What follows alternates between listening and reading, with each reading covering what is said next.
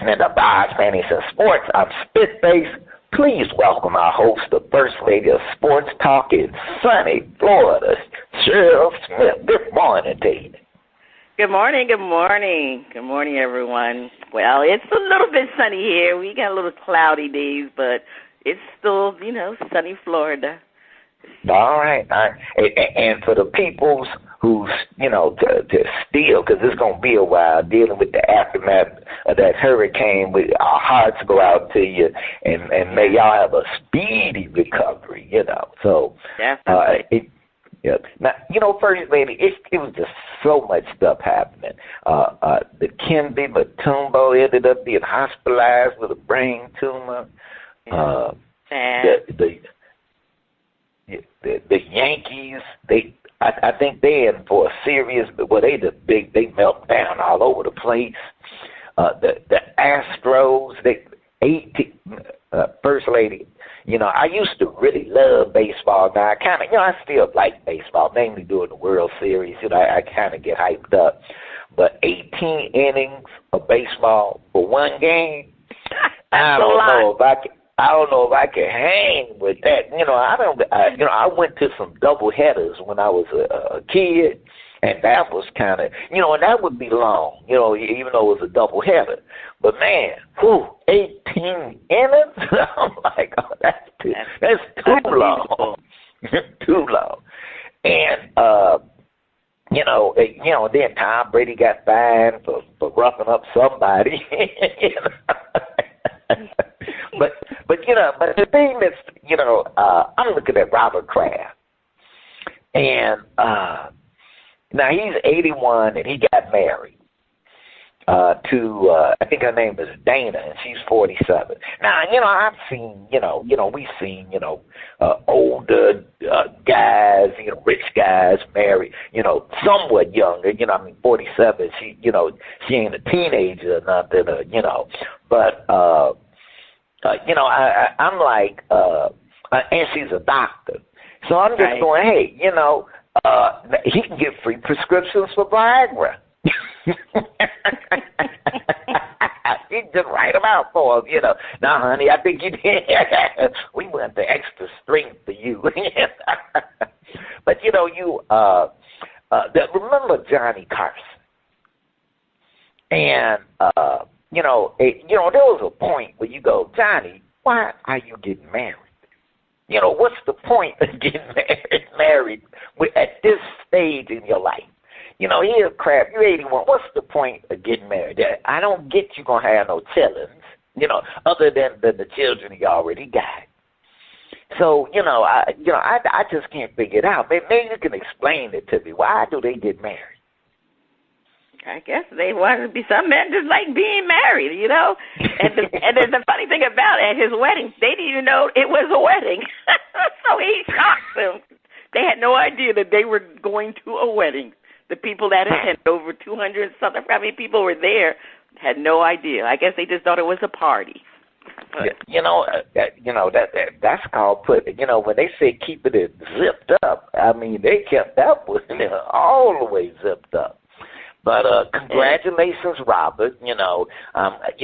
Much better than hanging out in massage parlors with Deshaun Watson. Now, and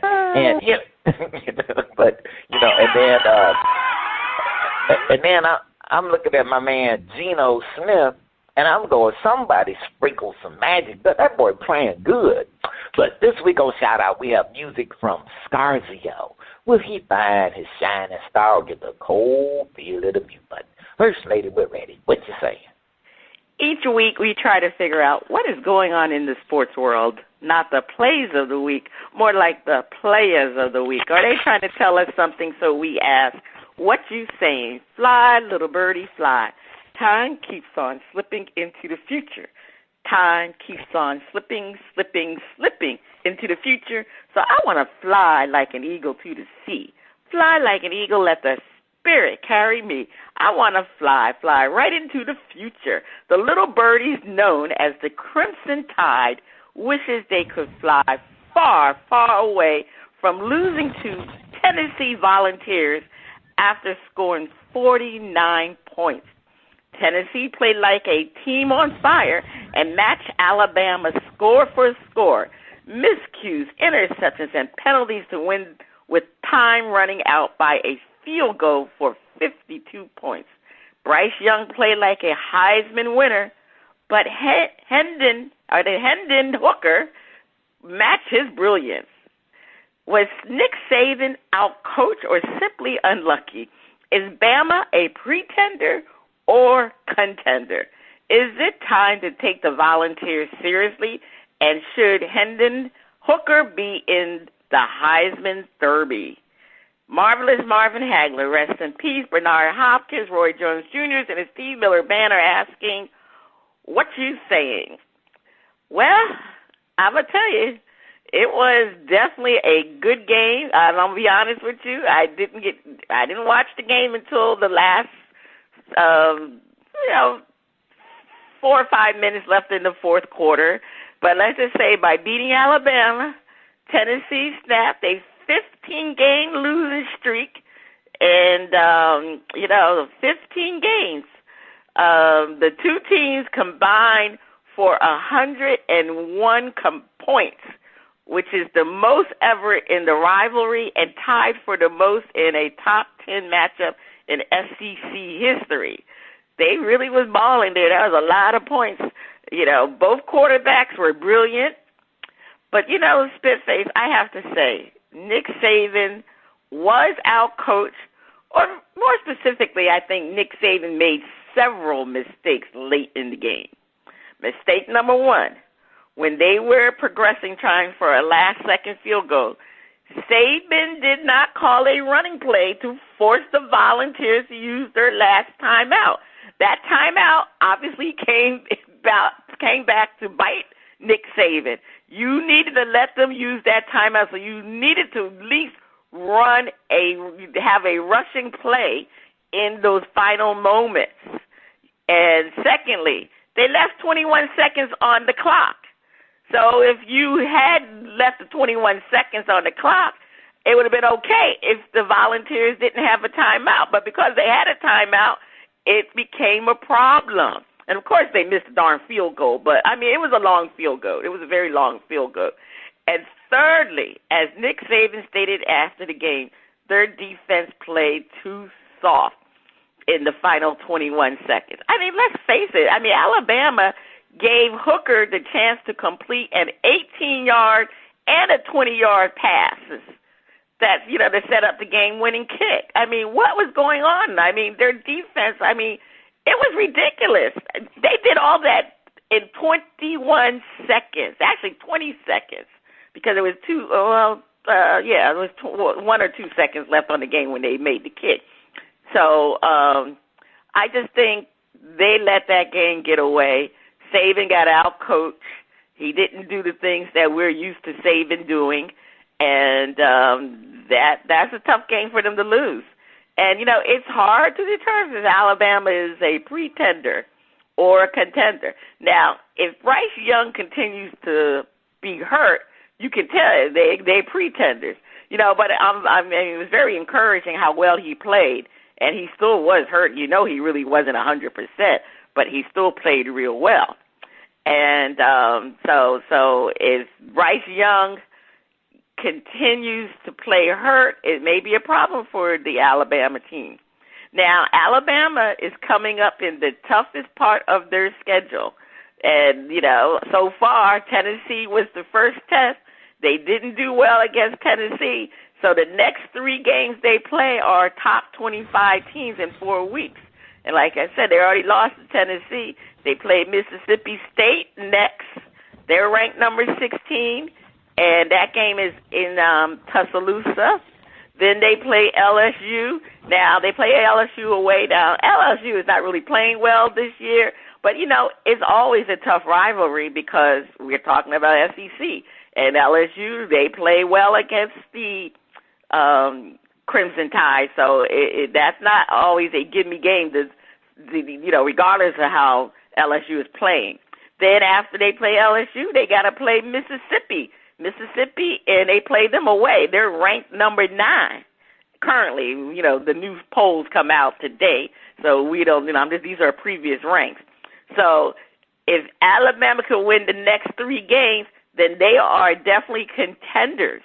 But they got some tough games, that they got a lot of tough games. Those 3 games, it was 4 games. Tennessee, like I said, Mississippi State, LSU, Mississippi. That's tough division rivalries that they're playing. So they got to win those games to even be considered to going to the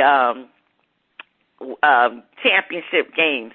And, again, they control their own destiny. So even if they lost to Tennessee, they win the next 3 games, and they finish against non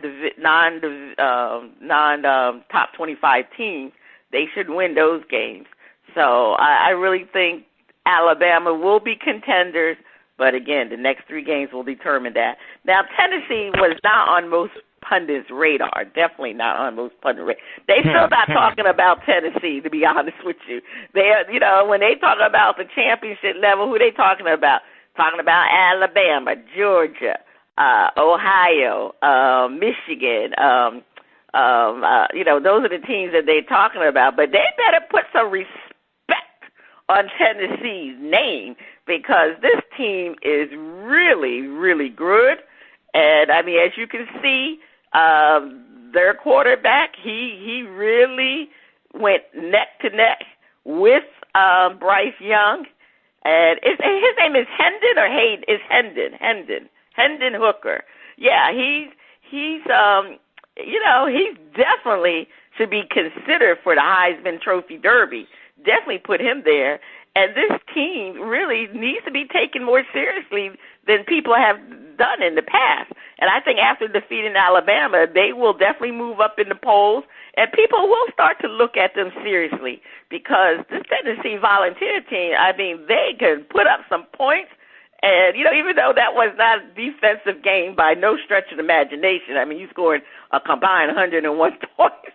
That's telling people that nobody's defense is that good. But we all know that they have a good defense, and Alabama has a good defense. I don't know what happened to it, but that was just how brilliant those quarterbacks are. So, that's just a testament to them that those quarterbacks can ball. And, yes, Hendon Hooker, he's right up there. And to be honest with you, he's probably ahead of Bryce Young right now, because Bryce Young has been out with the injury. So Hendon has been playing all the games. So he definitely should be considered in the Heisman Trophy Derby. And the Tennessee Volunteers, this team is definitely one to be reckoned with. And you want to know something, Spitface? We need to consider them for the championship game. We'll see how it goes, Bulls. But definitely that team is on their way. So kudos to everybody on the team. All right, Spitface, what you saying about this? As they used to say on the Beverly Hillbillies, surprise, surprise, surprise.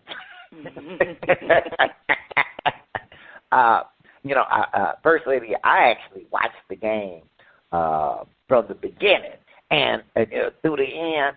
And, I thought that, the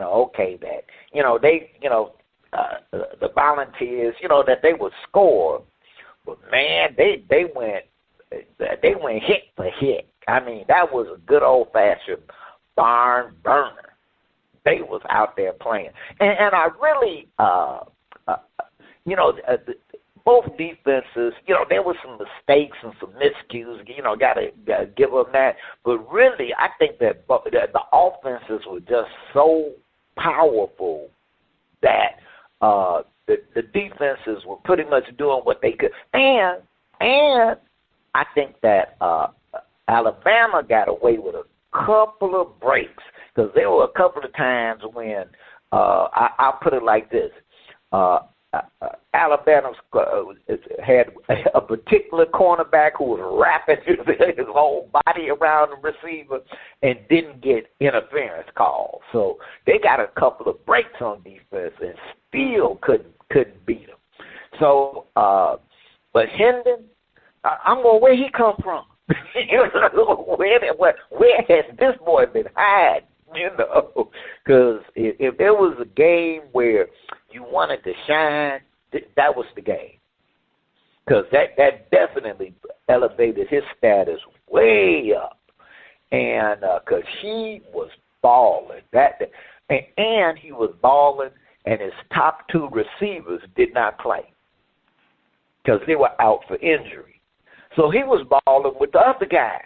So, you can only imagine if he had his two primary receivers out there, they might have just flat out won the game. They won, but they might have actually won by a touchdown or two instead of that last second field goal there. But I do kind of think that sometimes expectations can kind of hurt you. And I think that's gonna be the case with Bryce Young's career at Alabama. The expectation is that it's automatic. Y'all are gonna win a championship, and I think Bryce has that pressure of it's expected that you win a championship, and teams get better. And teams in your own conference, division, they get better. They play you, and they go, okay, you the big dog. We tool and recruit so that we can beat you. And there's a point where it catches up with you. And and that's not taken away from Bryce. But Bryce had a brilliant game. He is a brilliant player. He is NFL ready. He's a brilliant player. Whatever team get him is probably going to be whatever NFL team gets Bryce. And I do hope that when he doesn't go to the even though he's probably going to go to a losing team. He doesn't that team isn't like a horrible team, and the Texans, Steelers, and I should say the team might be bad, but go to a team where they might have a poor record, but the organization overall is good. So Steelers, but I think that in some ways, as you said, First Lady, Nick Saban got a little bit outcoached and was kind of unlucky, because breaks that they normally get or could just didn't happen for him this game. And I'm kind of, it's hard to say that Bama's a pretender, with one loss. And it took, it took all the way to the last second for that loss to occur. But, you do kind of see some, shaking of, their last few games. I mean, Bryce was out of game, so that, you kind of go, all right. But you do kind of wonder, is it, I do not see a national championship for Alabama this year. And for the Alabama fans, it's like Patriots fans. If you don't win the big one, the season was a failure. Now, now I go that's for the fans. Because if you go the whole season and only lose one or two games, you're a hell of a team. No matter, what the fans say, all of that, because it's not like a given that you're going to win. Even though fans have it that way, that it's a given, our team should win. And so I kind of think that Bryce has the pressure, and now the pressure's really going to be on, because they done lost that one game. And as you said, they got 3 games coming up that are not going to be cakewalks, where the expectation was that, they're going to win the game. Well, I don't know. And as you said, Bryce is a little bit banged up. He, now his banged up is still playing better than probably 99% of the quarterbacks in college. So he's still, and that's with him banged up. But I think that, sometimes you can, even though you, quote, have the talent, it just don't click. And I think that that's a little bit of what's going on for them, that they have such good talent, such high expectations, but sometimes that chemistry is just a little bit off. And Hendon Hooker, he keep playing like that, just give him the highest. Because that boy is a bad boy. I got to give it to him. That's all I'm saying, First Lady. Yeah, I mean, that's the chemistry. I just think, again, that defense didn't do the job with 21 seconds left in the game. I mean, to me, that's the reason why they lost that game, regardless of what happened prior to that. They needed to hold the offense for 21 seconds, and they couldn't do it. I mean, they allowed two big passes within 21 seconds, and that's the reason why they lost the game. And again, like I said, Nick Saban should have had the coach burn the timeout. He didn't do that. And so it is what it is. But we'll see how the Crimson Tide, this team is not as good as previously projected to be. So, I mean, they and another thing, they undisciplined, too. They had a lot of penalties. I think they had 17 penalties. And, yeah, that one, that interference penalty that they called on the Crimson Tide, I think it was 4 minutes. That's what I think. I just came in and watched the game. It was that was a bogus call, definitely a bogus call. It was a bad call, to be honest with you. So if they had not, basically the Crimson Tide thought they had stopped them in the end zone, I believe it was, and that's when they called that penalty, and that was a gift from the ref. So, but anyway, Spitface, over to you. All right, don't call it a comeback. I've been here for years, rocking my peers and putting suckers in fear, making the tears rain down like a monsoon. Listen to the bass go boom. Explosion, overpowering, over the competition I'm towering. Record shop when I drop these lyrics that'll make you call the cops. Don't you dare spare. You better move. Don't ever compare me to the rest that are all get slice and dice. Competition paying the price.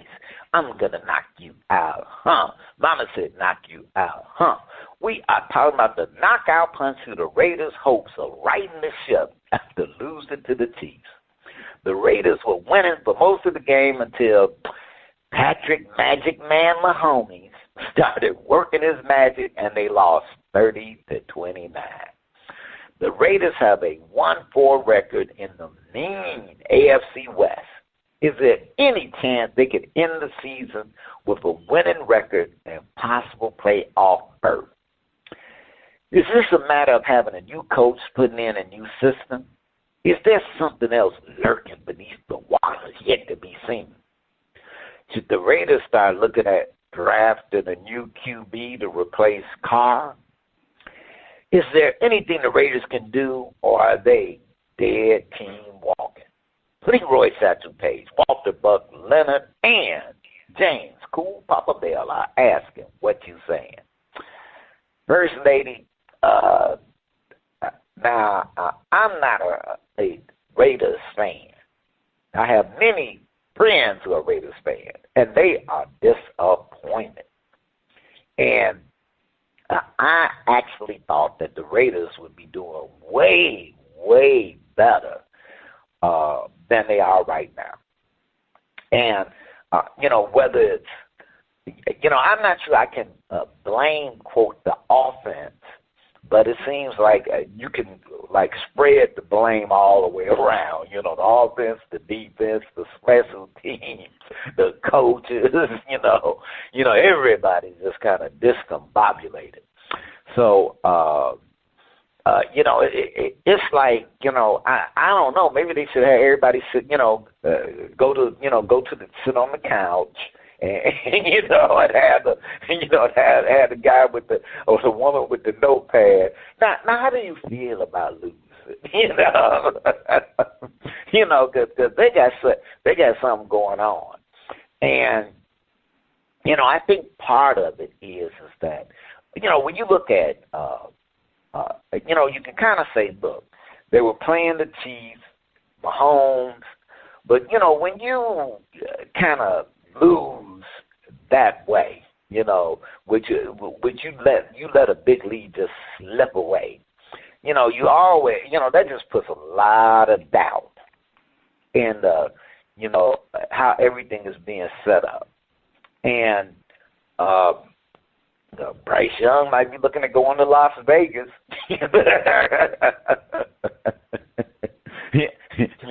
Steelers, Raiders, might end up being there. They do have a new coach. They do have a new system. But either, right now, especially, they lose. Right now they had to do some serious winning. So that they can end up with any kind of winning record. And they do have time to string together a couple of wins here and there, but they playing in that AFC West, where like we said, that's a mean division. They got you got the Raiders, you got the Chargers, you got the Chiefs, and even the Broncos got some life, but they got a chance to right the ship with that because they got that extra game this year. So they do have a chance. I don't see them making the playoffs by any kind of miracle, to right that ship. But I think that it's time to start looking at, the Chucky era is over, and maybe it's just time to look at how can we rebuild, and that includes maybe it's time to draft Carr's replacement. First Lady, what you saying? Well, I'll just be honest. No one expected the Raiders to start the season with a 1-4 record.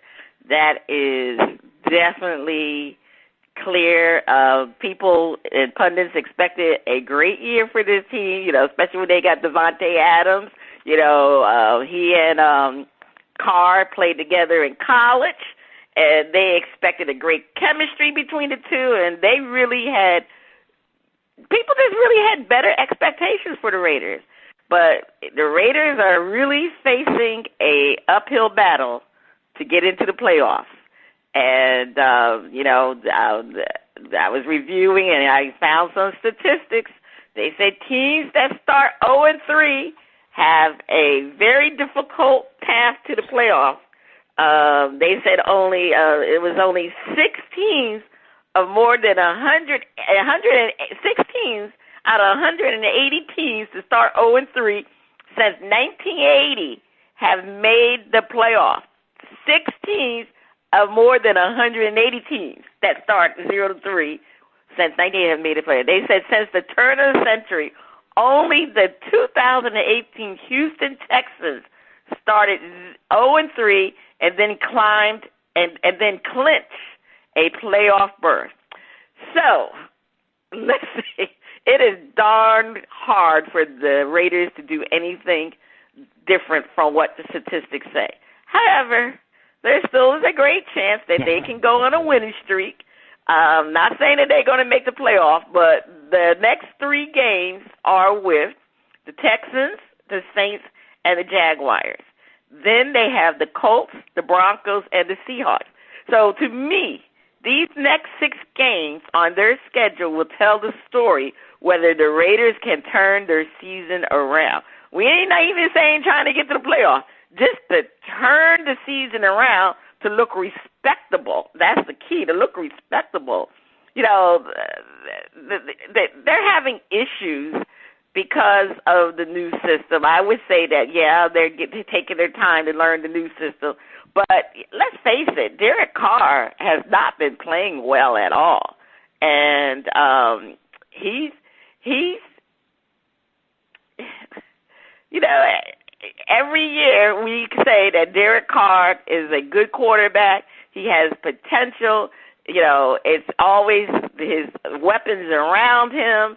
there's people make excuses for Derek Carr, but we can't make any more excuses for Derek Carr because they have, you got Devontae Adams, you got one of the better receivers in the game, and you still having issues, So I don't know. I just feel like this when it comes to Derek Carr. Do they need to cut bait and just, look for another quarterback? The only problem is it depends on where they finish with their record because, in order to get a good quarterback now, you got to be in that top 5 or top, especially this year when these quarterbacks come out this year, there's going to be some high-ranking quarterbacks coming out, so you got to be in that top position to draft a quarterback.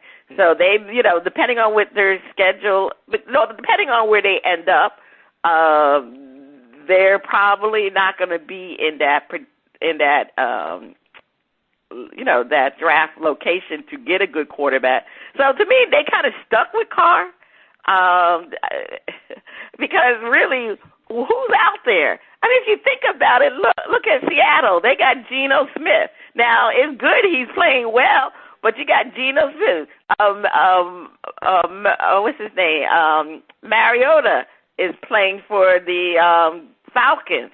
So teams who need good quarterback, they can't really find a good quarterback.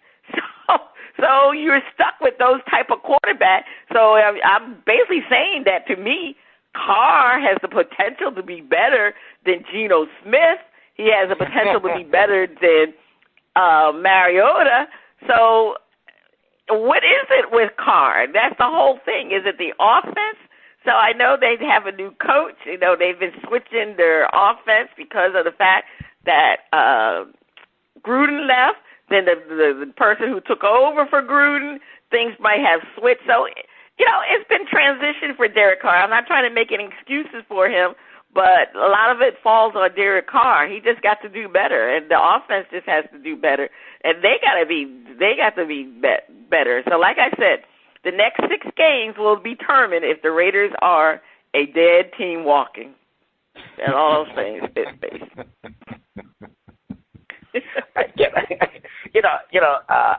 In some ways, when you're the quarterback of an NFL team, a lot of things can be, whatever's going on with the team, you the man. So, it's like, hey, you gonna get the bulk of the criticism. But you do kind of look at, man, you scored 29 points. And against a lot of teams in the league, you should have won that game. So, you kind of go, okay, but look, Carr doesn't play defense. Okay, should he have scored 36 points? Of 32, at least that would have been winning. But, some things, but that's the nature of the game. You're making the big money to come through in big moments, and Carr has done that. He's come through in I'll say in bigger moments than Dak Prescott. Carr has won some games that the Raiders probably shouldn't have won against top competition, and you can't really say that about Dak. But I'm not saying, hey, that Dallas should get Carr and the Raiders should get Dak. But First Lady, it may be too early to tell if they dead team walking, but that foot is kind of dragging like a zombie. So, First Lady, please take us to break. Stay tuned. Coming up next, we have performance from Scarzeo on Shout Out Part 1.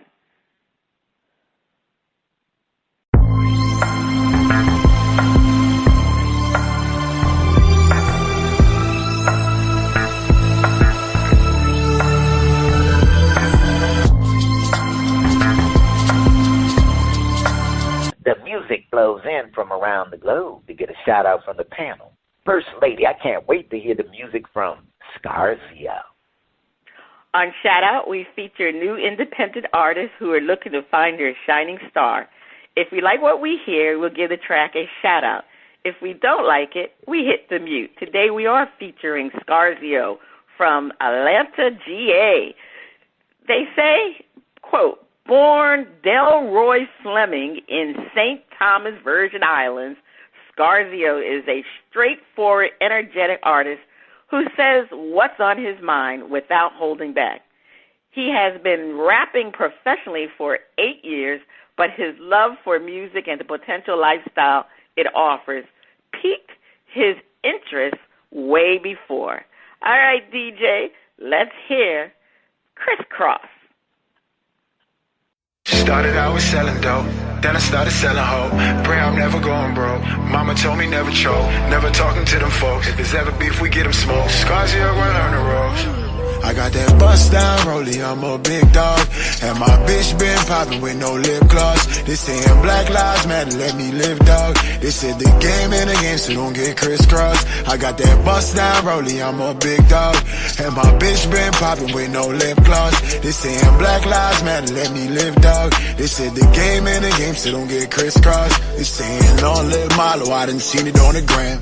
Another rapper dead, I'm like, oh goddamn. Live every day like it's your last, cause you don't know God's plan. Got ounces of the fish and you don't know who got grams. They think revenge gon' be the recipe. I'm ducking all felony. I'm the rose out the dirt, and you know they tryna bury me. They locked me in a box, and they thought that I could barely breathe. If you catch me on Fox, it ain't gon' be about my enemies. I did this shit through hope and pain. I can see the focus change. Numb the pain on Novocaine. This flow, I got it so insane. These haters steady thinking I'ma fall off. I've been steady hitting layups, I'm a ball hard. I got that bust down rollie, I'm a big dog. And my bitch been popping with no lip gloss. They saying Black Lives Matter, let me live, dog. They said the game in the game, so don't get crisscrossed. I got that bust down rollie, I'm a big dog. And my bitch been popping with no lip gloss. They saying Black Lives Matter, let me live, dog. They said the game in the game, so don't get crisscrossed. Swish, I done got my name off bricks. I done ran it up in the hood, ain't got my fame off nicks. To tell the truth, I ain't never quit. I'ma be forever rich. Y'all gon' be forever poor. I'ma be forever Mitch. Feeling like I need a change, so I'll push Shorty and Vera Wayne. Stack it up and say the shit. That forever be my thing. Need a couple $100, so I had to go and make a trip. I ain't ran up on the plug, I never fucked up that relationship. Send a package to the air, and I ain't worried about no paper trail. Mentioning my name, you know we do it on a major scale. Let's do it for a break, homie, and then all talk. Don't make me do it to your big homie, gon' lay in all chalk. I got that bust down rollie, I'm a big dog. And my bitch been popping with no lip gloss. They saying Black Lives Matter, let me live, dog. They said the game in the game, so don't get crisscrossed. I got that bust down rollie, I'm a big dog. And my bitch been popping with no lip gloss. They saying Black Lives Matter, let me live, dog. They said the game in the game, so don't get crisscrossed.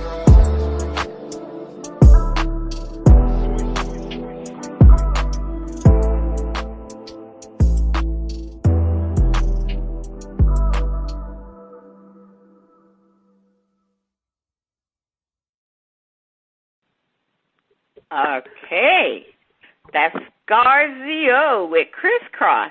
Well, you know what, Spitface, I'm not too much into rap that much. I like old school rap, West Coast old school rap, Snoop Dogg and Dr. Dre and, of course, Tupac. But I'm going to shout that song out. I'm really going to shout it out. I think his rapping skills were great. I thought the music went along with the song, with the rap. And, I'm very positive about Scarzeo. I'm definitely shouting out Crisscross. All right, Spitface, you shouting it out, or are you going to hit the mute button? What the brother say, he started out selling dope, now he's selling hope. I got to give him a shout out. What can I say? The brother started out on the wrong side. Now he tried to do good, so I got to go with it. That's right. He crisscrossed, Meet me at crossroads. He went a different direction in life. So you got to, that's positive, definitely positive. All right. Well, we'll have another performance from Scarzeo on part 2 of Shout Out. And we'll see how he does on that second track that we'll be hearing. All right. Is that the sound of our favorite underwater friend? Is it time for Flip It?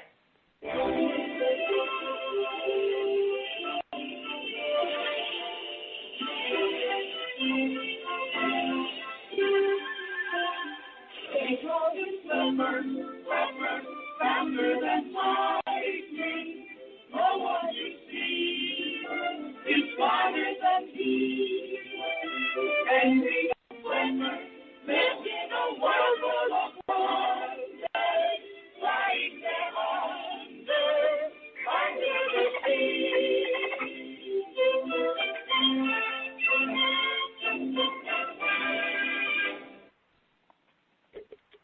All right.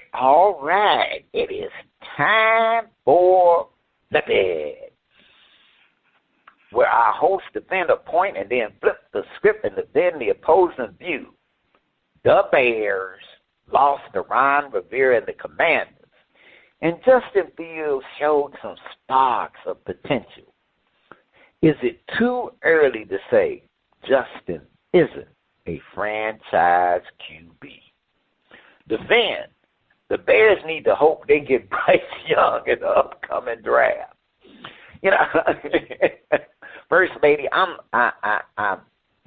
looking at Justin, and I see little sparks, of the talent he was alleged to have had, coming out of college, coming out of Ohio State. And, in some ways I go, maybe my hopes was up a little too much as a Bears fan, and I'm kind of biased. And, and I really wanted Justin Fields to come out smoking. And, like Herbert for the Chargers. And I'll say sort of kind of like Kyle for the Cardinals. And, I don't know if it's just the fact that, last year he had the coach he had last year, and he came in, but it was like, after the season, you could have just thrown it away. And the Bears were just looking more than discombobulated. But this year, it's like clean slate, you the man, you starting. And, you wonder because coaches, they see a lot in practice. So when they put you out there, they go, okay, well, look, we saw how you did in practice, and it seems like they've been really limiting Justin, and there's got to be a reason for that. And I don't see him doing like the QB for the Ravens, just running around all the time, but hey, QB for the Ravens could put up some yards passing, and just ain't seen that. So, hey, Bryce, come on to Chicago. We got good pizza, Italian beef sandwiches. But I don't see Justin Fields as a franchise QB. First Lady, defend. Well, you know what, Spitface? Didn't the Bears mortgage their future to trade up to get Justin Fields, with the 11th overall? And they gave up a lot to get him. And, a lot of people coming out of college thought he should have been number 2 right behind Trevor Lawrence. They thought he was the next best quarterback behind Trevor Lawrence. He was he was very athletic.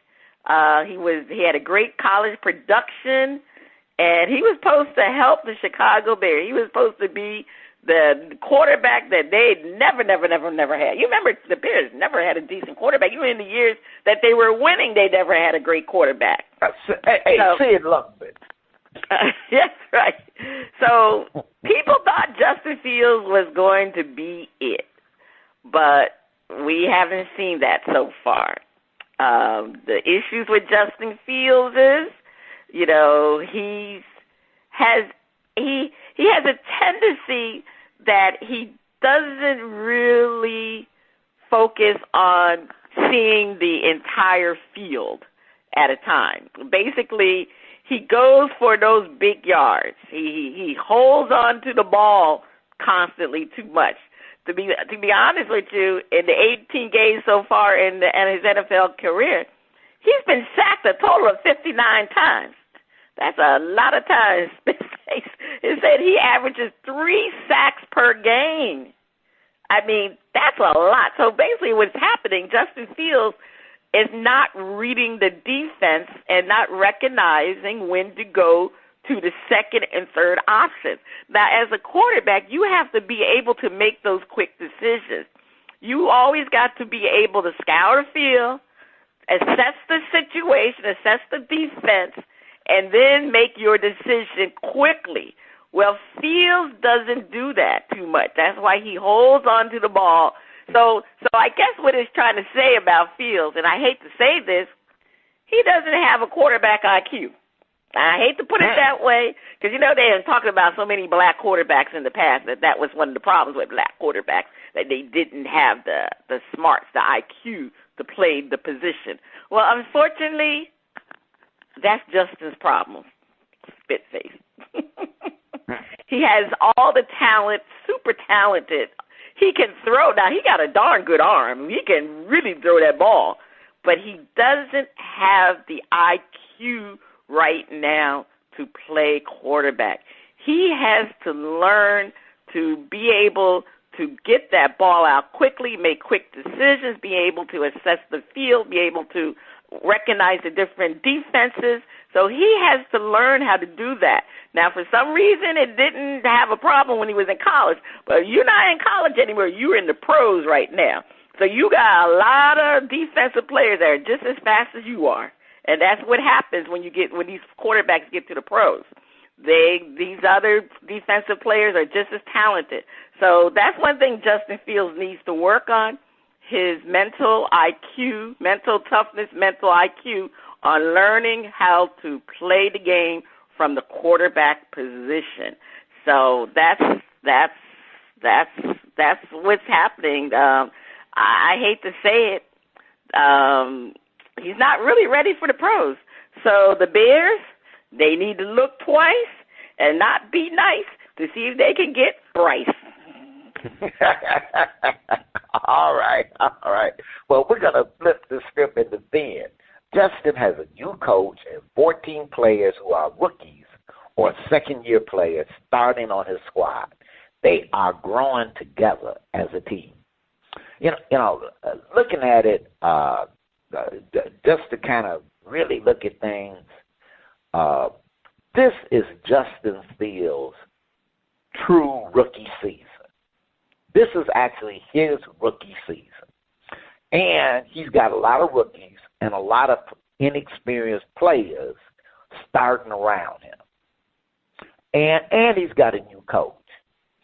Now, you know, like looking at that game with the Commanders, what Justin has to learn is to hit the open man. Not hit the guy you want to, you know, for a big play. Hit the open man, move the chains. Because he had several opportunities where he could have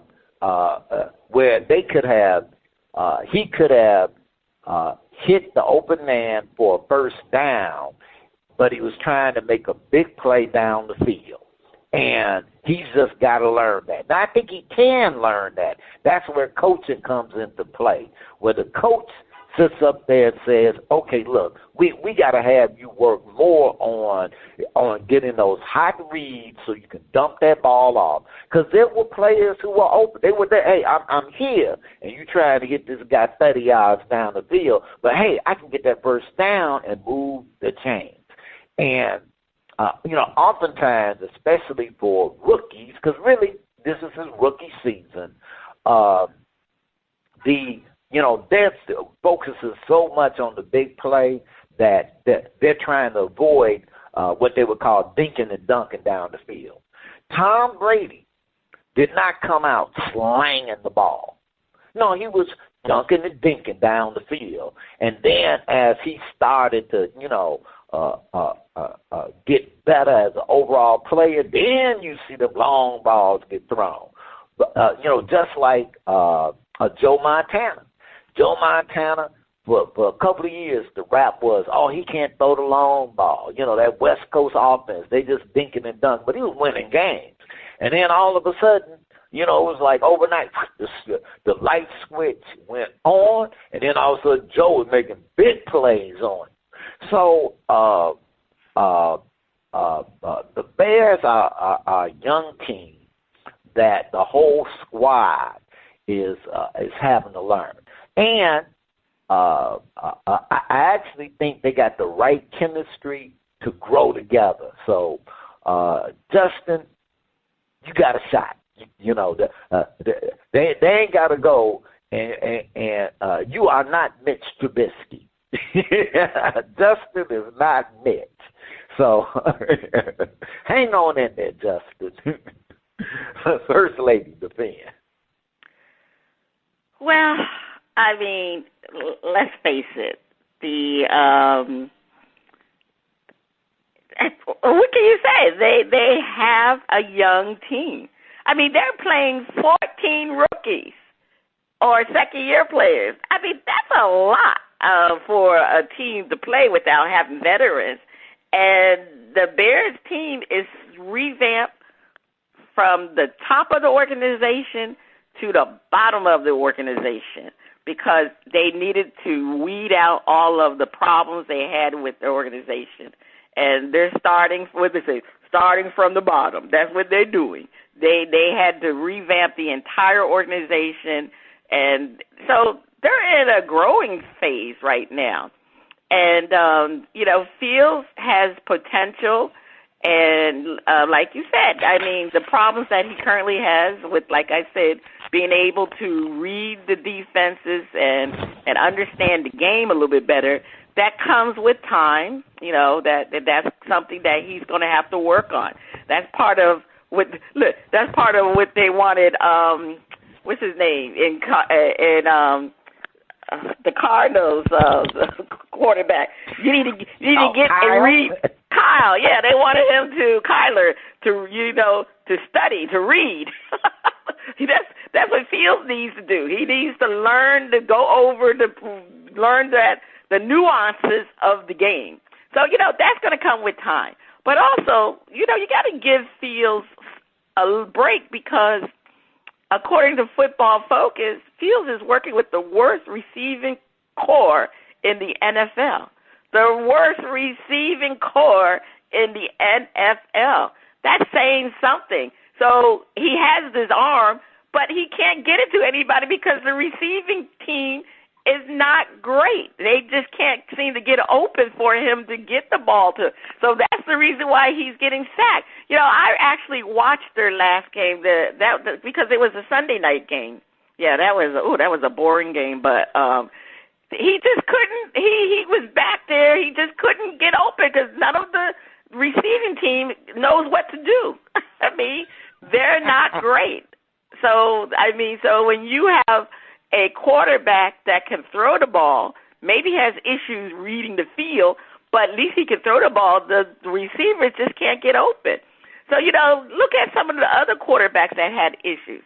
If you remember, Josh Allen was not that great either until Stephon Diggs got there to help him out. He's the number one receiver. Also, Jalen Hurts. He's turned his whole season around this year. He's people are like, oh, what's going on with Jalen Hurts? Jalen Hurts is much, much better. Jalen Hurts doesn't even have half the arm that Justin Fields has. And the thing is, guess what? He got Hollywood Brown there. That's helping him out. And not only that, the other two teams, the Bills and the Eagles, what do they have that helps a quarterback out? They have an offensive line. Justin doesn't have that. He doesn't have a great receiver and doesn't have an offensive line to help him. So considering what's going on with this team, there's still some promise for them, because the team can grow together. They're a young team, and there's going to be growing pains with having a young team. So Justin Fields will work on the problems of him not being able to read defenses and understand the overall picture of being a quarterback. And then hopefully they can go out and get some wide receivers through either the draft or free agency, that's whoever's up next is available, because they're going to definitely need a number one. You got to have a speedster in order for Justin to throw and air that ball out. So that's what they need, and I just think this team can grow together. And don't be surprised. Don't give up on Justin Fields, because he still has the tools. I mean, you can't teach throwing a football. You can't teach a great arm. So you can teach the other stuff that a quarterback needs to do. And we'll see. But I think just let the team grow together. It's a very, very young team, so you weren't expecting that much. But, once this team develops chemistry with each other, I think they'll be on the right way, because what they were doing before wasn't happening. All right, that's all I got to say, Spitface. They are a young team, and we shall see. But one thing, they're gonna get a decent position in the draft, because Minnesota and Green Bay are probably gonna have much better records than the Bears, and so keep that. It's some receivers coming out. It's some coming out, and it's gonna be some veterans that, hey, they ready to switch teams, who gonna be pretty good. So they gonna get on the track. First Lady, please take us to break. Stay tuned. Up next, butt kicking and our favorite underwater friend on Flip It Part 2.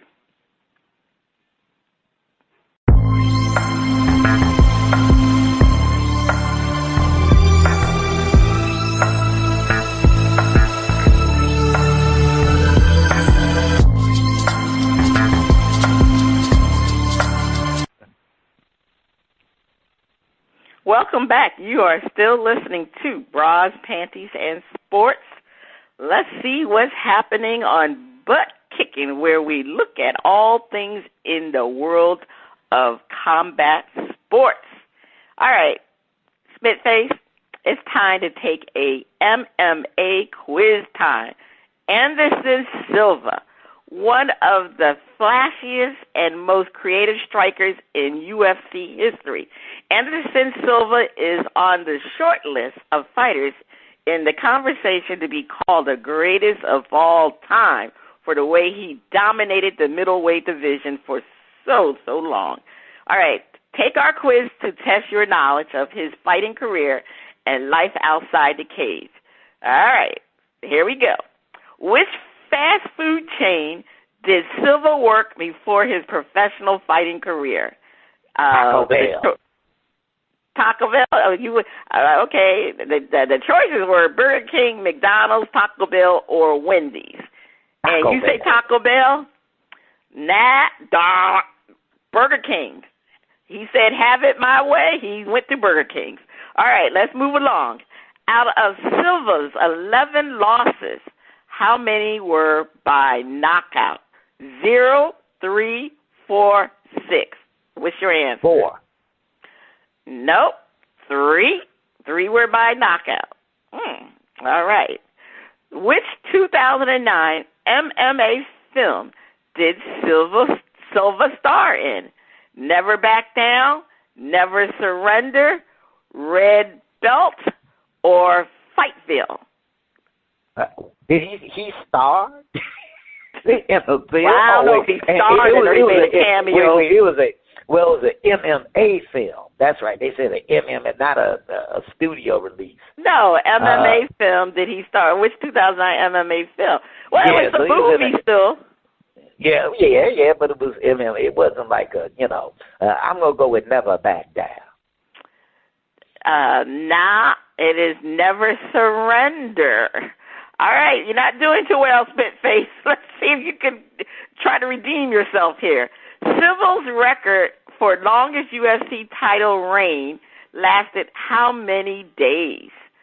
1,917, 2,157, 2,457, or 2,757? Spitface. 2,157. Ooh, you were close. It's the next one, 2,457 days. That's wow. That's what? That's what? 3. I forgot. I need to look that up. Let me see. That's almost 5-6 years. That's 5-6 years. Yeah. Okay. All right, Spitface. Let's see if you can do better on the next question. When did Silva become a naturalized U.S. citizen? August 2013, July 2018, December 2022, or March 2015? Well, I'm going to say July of 2018.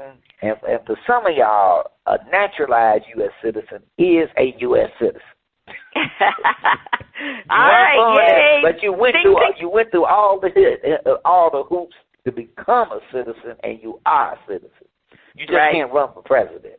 Yes. Ding, ding, ding, ding. Go ahead, Spitface. You finally got one right. Let's see if you can parlay this into another win. What year marked the end of Silva's sponsorship deal with Nike? 2011, 2013, 2014, 2015. I'm going to go with 2014. All right.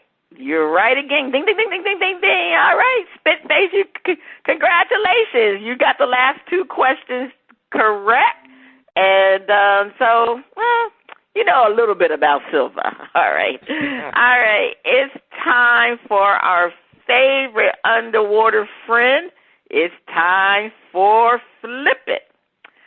Both New York football teams have winning records, and the New York Football Giants are 4-1. Are the Giants contenders or pretenders? Spitface, defend. The Giants are playing good football. They are contenders. I don't know how I can even say this, but your record says who you are. And the record says at 4-1, they are a pretty darn good football team. And I don't know how it happened. It's like, you rub your eyes and you go, the Giants? But they are, but not only are they winning, the NFC East is starting to look like, like a competitive division. And I can't, the NFC East, I'm looking at, they got, the Eagles are undefeated.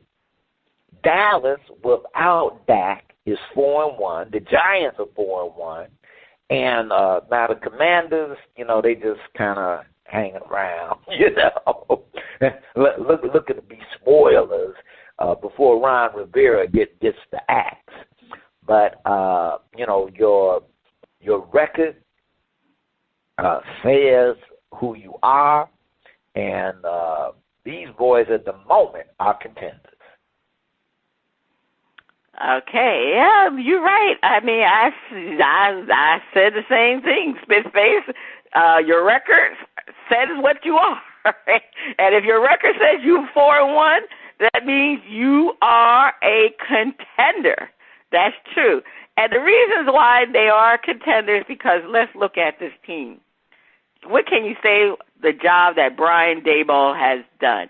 He has changed the culture of the Giants from losers to a winning team. He has, he has made players accountable. He set the standard. He just brought in he just brought in a winning culture to this team that you feel good about the Giants. He's selling whatever he's selling to them. They're buying it, and they're prospering because of Brian Daboll. He is right now the top choice for Coach of the Year. Second reason, Saquon Barkley. They was ready to say Saquon Barkley was a bust. One thing about Saquon Barkley, he's always been injured. So when you're injured, it's very hard for you to be that running back that you're supposed to be. You remember his rookie year? If I'm mistaken, I think he got he got injured in his rookie year. But before he got injured, he was balling. So this is the Saquon Barkley that we became accustomed to when he was a rookie. He is healthy again, and he is balling. They got the ground and pound game because, let's face it, Daniel Jones, they're winning despite Daniel Jones. I'm not saying Daniel Jones is bad. You know, the Giants didn't renew. The Giants didn't pick up, I believe, his fifth-year option, but he is succeeding in what he's doing. The Dable is not asking too much of Daniel Jones, and I think that's what's happening here.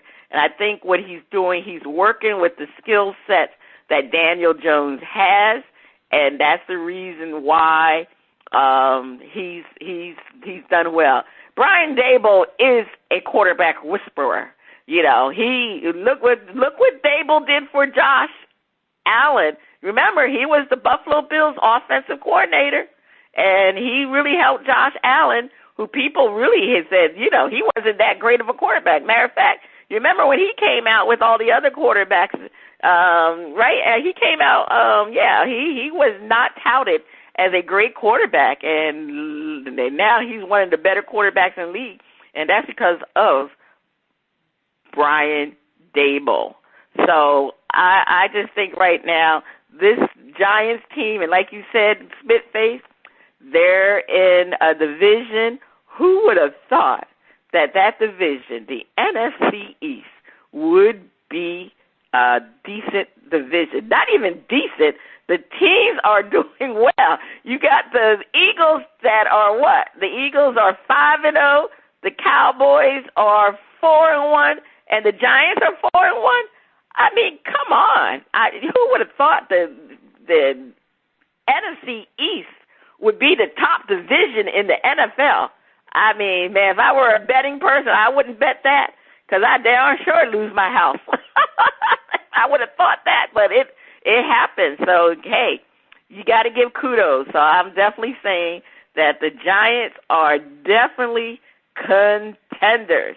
All right, let's flip this script. Give the Giants credit, but overachieving, but they are pretenders. Spitface defend.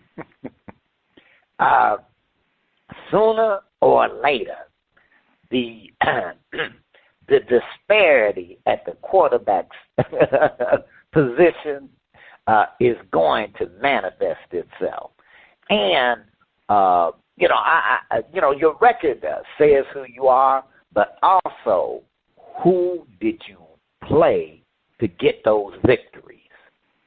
And when I'm looking at who did they beat? They beat the Jaguars. Okay. They beat the Panthers. Okay. They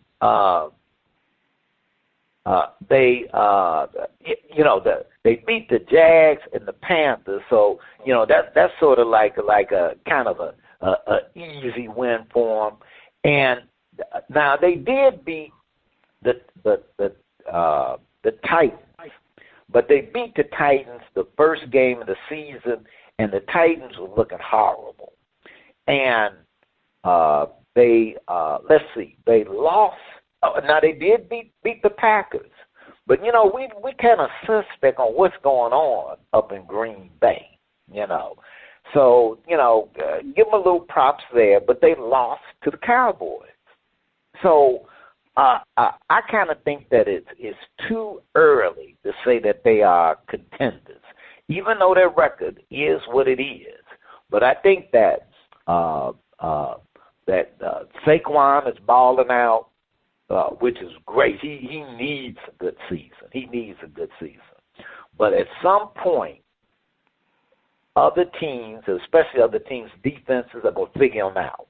And at that point, they're going to go, hey, the weak spot is at QB, and we got to make them pay for that. And they will become pretenders. That's what I'm saying, personally. Yeah, you're right. Their schedule so far, they did beat up on teams that were not good. I mean, the Patriots weren't great. The Bengals, they've been struggling, so they did beat the Bengals. They lost to the Jets, though. Like you said, they barely beat the Titans. I mean, when you look at their record and the games that they won, it's not like they really beat anybody. And the games were close. So it's not, you know what I'm saying? The game could have gone one way or the other way, and they could have easily had a record of 1-4, right? Because they beat the Patriots by 2. They beat the Bengals by 3. The Titans by 1. The Panthers by 3. I mean, the only game that they probably beat up the most was the Bears, and we already know everybody's beating up on the Bears. So their upcoming schedule, they got the Ravens today, so we'll see how they do against the Ravens. They got that'll be a real test. That's the test for them, is the Ravens, to see if they're overachieving, and the fact that their schedule has been weak up to this point. When you lose a lot of games, you do got a weak schedule, because I'm looking at their games after the Ravens. They got the Jaguars, the Seahawks, and the Texans, Lions, and then they hit the Cowboys, Commanders. Then they got to beat up on their teams. So they have a chance to either go south or continue on going the way they're going. So I just think that this team overachieved, because like I said, Brian Dable has built a culture in them, and he's put fire under their feet, made them accountable. It's also made them overachieve. So I just can't get too high on the Giants really, really being a contender at this point, because they're still having to prove themselves to be a contender, even though, like you said, Spitface, they do got a 4-1 record, but like I said too, they could have been easily 1-4. So I'm still on a wait and see situation with the New York Football Giants, because when you got Daniel Jones as your quarterback, it is possible things can turn for the worse. And he still, to me, has not proven that he is a number one quarterback at this point in time. So, they've been winning without him, but they're going to need him. And unfortunately, he's not going to be able to perform. So I am saying that they are overachieving, and they are true pretenders. All right, Spitface, please take us to break. All right, now, we don't pretend here on Bras, Panties, and Sports. We always contend. On the other side of the break, we have another performance from Scarzeo on Shout Out Part 2. Please stay tuned.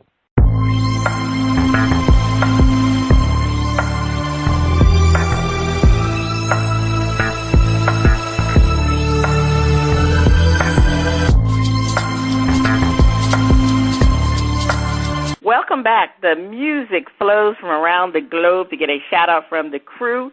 Spitface, over to you. All right. We have another performance from Scarzeo. Now, we like that first track, so Scarzeo, we hope that you can keep it going. DJ, let's hear Forgive Me. Yeah. Nah, forgive me. Oh, yeah.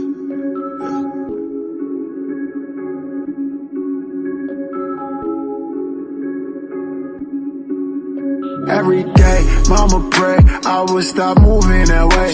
Every night, ducking, fighting with that pistol on my side. God forgive me, Lord send me. We gon' see how hard they ride. God forgive me, Lord send me. Fuck them ops, don't come outside. Chopper gon' come out, cooking like compile. That's why I don't come out. I be in the trap house, then I catch a red eye. Stack the money real high. Man got a whole lot of talk till niggas start seeing them guns out. Bow, bow, bow, bow, bow. I've been on down, suffering on clouds, busting it down. I pop the perk, then I piss on the clouds. I get the packs and I'm sending them south. I had the anklet, I couldn't leave the house. Now we eating Philly, put the gun in your child. Got me a meal just to stuff in the couch. 223, put the beam on your mouth. Every day, mama pray, I would stop moving that way. Every night, dog and fight with that pistol on my side. God forgive me, load the semi. We gon' see how hard they ride. God forgive me, load the semi. Fuck them ops, don't come outside. Shooters ready, gun ready. Yeah, I put that on the set. I got money, plenty money. Yeah, slime like the flat.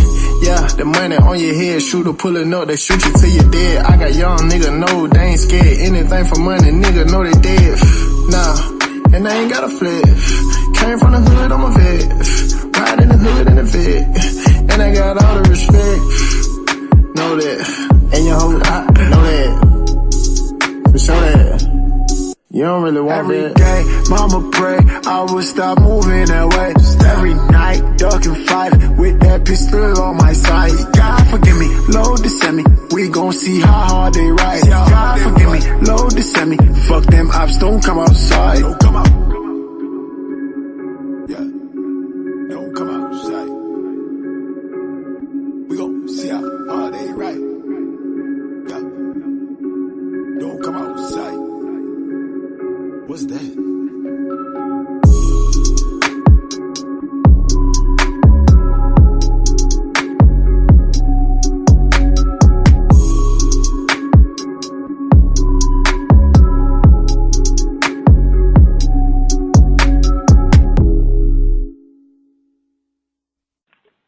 All right, that was Forgive Me.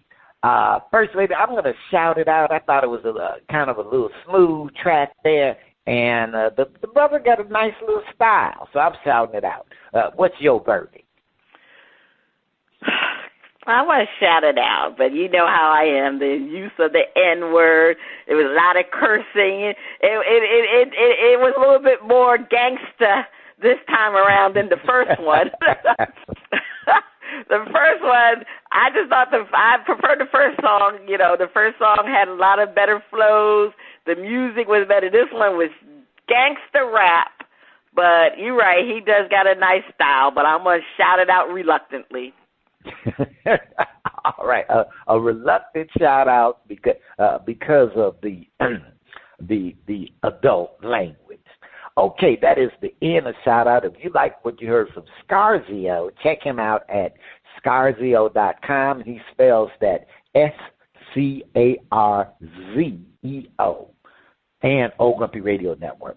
If you would like to be heard or have any comments, please send your emails and tracks to talent@oldgrumpyradio.com.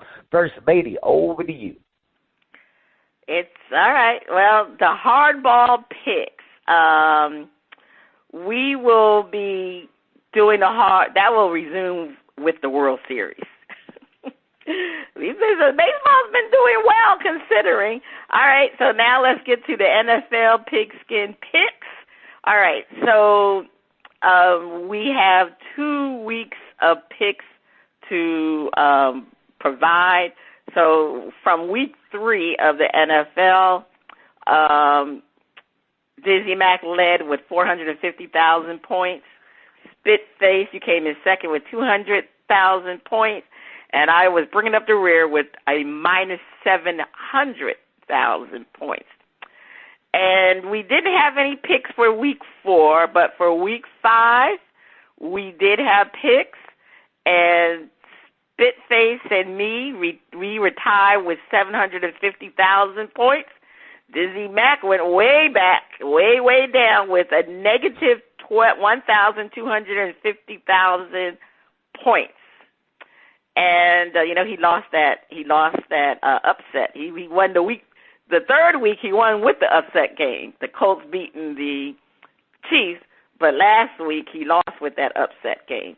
So the grand totals as of today, Spitface, you are leading with 850,000 points. I'm coming in second with minus 250,000 points. And Dizzy Mack is at minus 1,350,000 points. So now we're at this week's picks.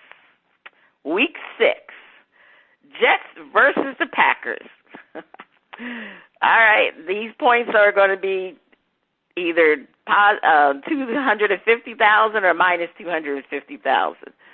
Ooh. Well, we'll see. The Jets versus the Packers. Man, oh man. I guess I'm going to go with the Packers. I'm going to have to go with the Cheeseheads. The Jets. I can see the Jets winning that game, though. I'm going to just say that. But I ain't comfortable betting on the Jets. So you going with the Cheeseheads, too. I don't think I received Dizzy Max picks. I will get them later, and we'll go with Dizzy Max picks later. All right, Ravens versus the Giants. Spitface.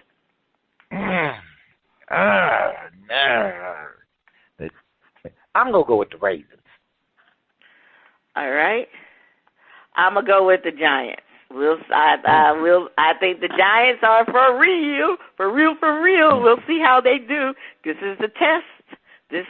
They are playing at home, and we'll see how that goes.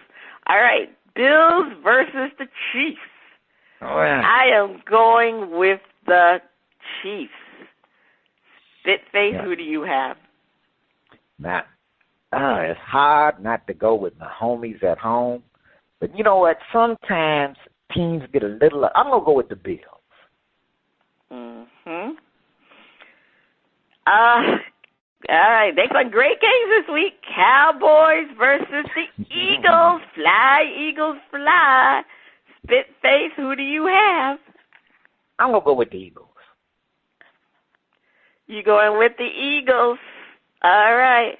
Yeah, I'm going to go with the Eagles also. But, the Cowboys definitely could be winning this game. All right, let's go with our prop bets. Jalen Hurts, 2 passing touchdowns. All right, Spitface, you start us off. I'm going to go with a push. Push.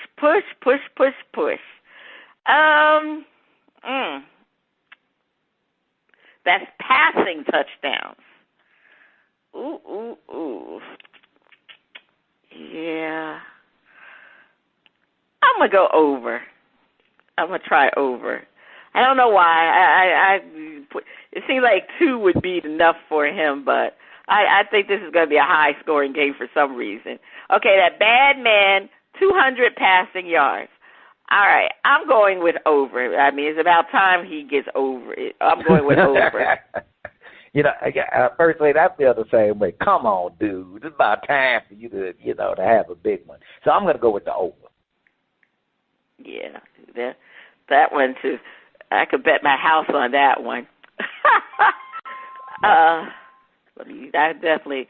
So you're going with the over. All right, moving right along.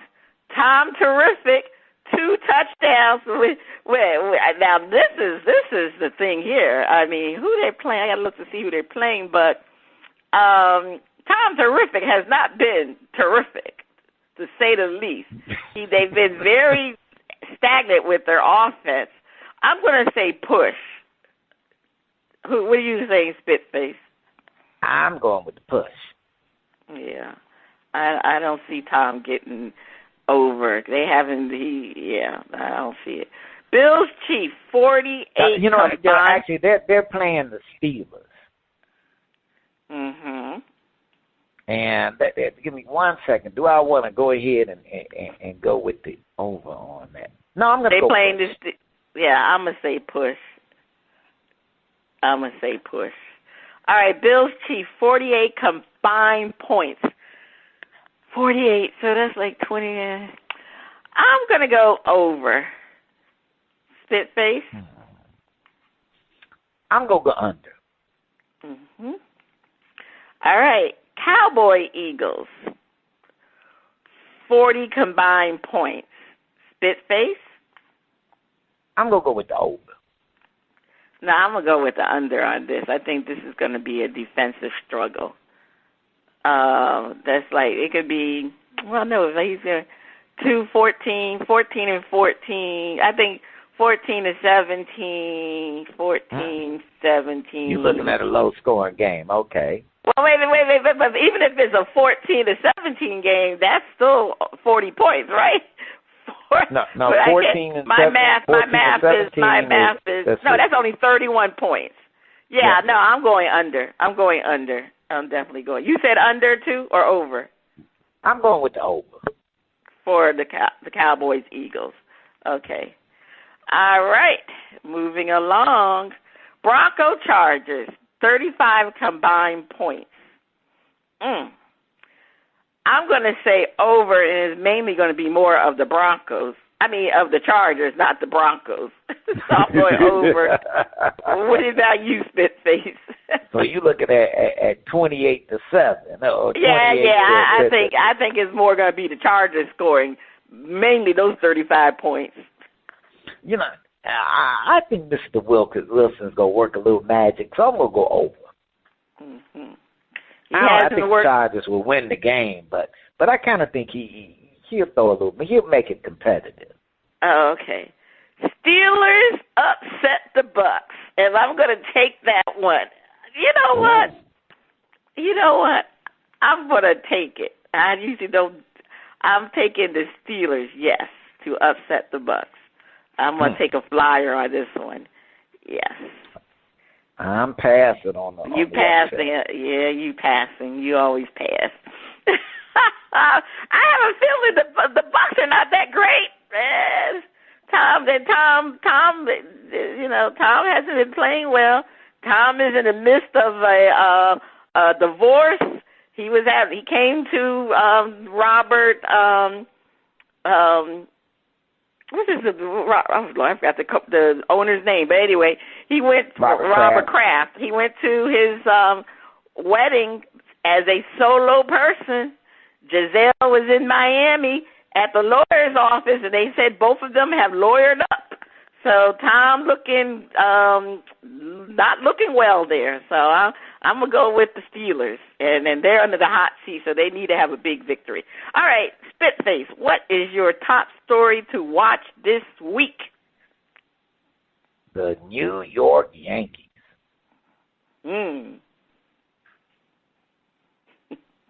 New York Yankee what? If they lose? Choking.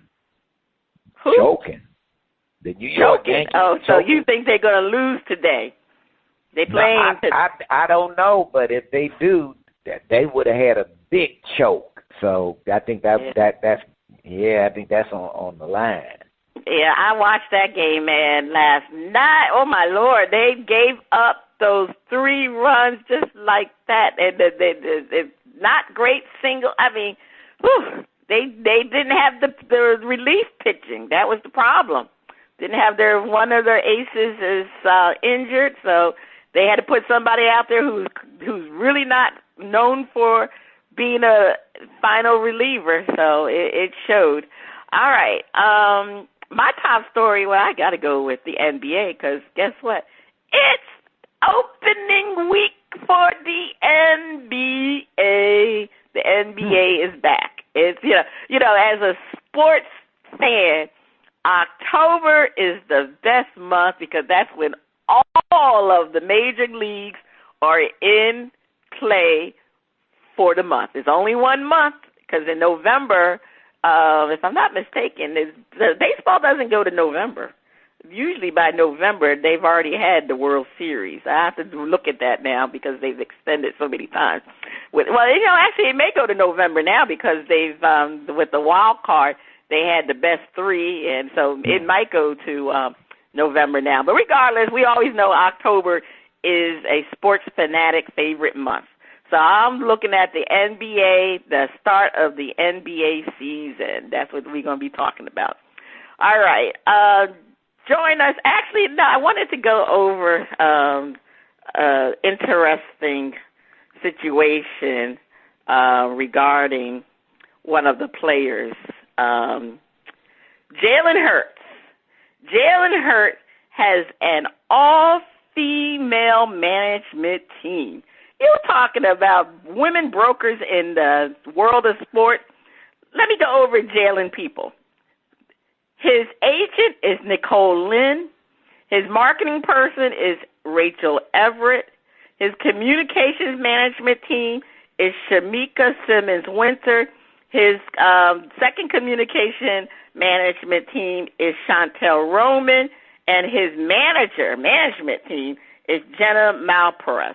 I mean, he likes to deal with the women, and the women brokers are really doing well in the sports industry. So I just want to say kudos to women empowerment and the women in the sports industry. All right, join us in December as we honor our veteran women and veteran women with disabilities. To learn more, please visit honorourveteranwomen.com. That's honorourveteranwomen.com. Check out our current and previous episodes at Bras, Panties, and Sports.com and our Facebook page, BPN Sports. This is Cheryl Smith, the First Lady of Sports Talk, and Spitface. You have been listening to Bras, Panties, and Sports. See you next week.